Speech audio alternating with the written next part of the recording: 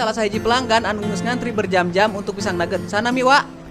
Aep wa. Naon si wa anu spesial pisan tina pisang nugget eta teh sampai ka warela ngantri berjam-jam kieu papanasan sampai ka tengah poe kieu tika tutung model kitu ge kunaon tawa tah?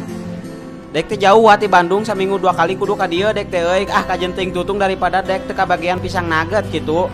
Dek ge pernah harita saminggu teu ka dieu teu meuli pisang nuggetnya wa. Pokona mah ketika gelisah hayo we mimpi buruk unggal peuting teh. Gelisah tak menentu eta we pikiran melayang gitu teu parugu. Jauh asa di mana mah kitu kadang mah kasurumahan dek teh kasurupan ketika manggil ustad sagala rupa.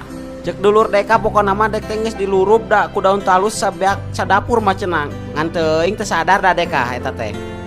Saingat deka dek keur guyang pisang nugget. Jadi inti nama wa teh geus kecanduan kana kenikmatan pisang nugget ieu meureun nya. Sapanjang wa ka Purwakarta ka Gardu Simpang ieu, wa sok mesen rasa naon wae tah favoritna? Paket ranbo wa. Soalna dina hiji wadah eta ngahunyud kabeh varian rasa di dinya ayana. Nikmatna pokona mah alabatan tumpak naga puspa anu ayana film Angling Dharma. Da pas digayem teh wa kat asa bebeledagan dina jero sungut teh. Atau sigana teh wa efek perpaduan rasa bercampurnya di jero teh da pokona mah metelna teh asa ngeheum-heum petasan segepok. Beberebetan dihakana teh wa. Pokona mah ieu pisang terbaik sepanjang masa. Lamun teu percaya cobaan we ku nyalira.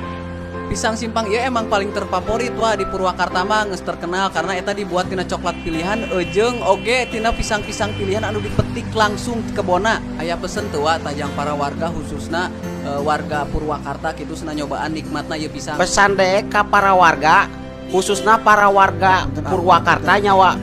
Bisi hayang ngasaan pisang nugget anu kudek dicaritakeun nyawa. Datang we langsung ka Gardu Induk Simpang wa. Varian rasa nama loba pisan wa. Jeung yakin moal kecewa deka. Tong eleh ku deek atua deka jauh-jauh ti Bandung belaan ngantri berjam-jam. Piraku anu deukeut teu panasaran. Pokona mah meuli we jeung rasakeun sensasi tupak naga di setiap gayemannya. Fantastik luar biasa euy si Wa. Terima kasih Wa, hatur nuhun dek nganya da ka Wa-waan di Purwakarta sok geura rasakeun ti ayeuna. Posisi jualan pisang nugget nah aya di depan Gardu Induk Simpang. Datang we lah kadinya nyawanya.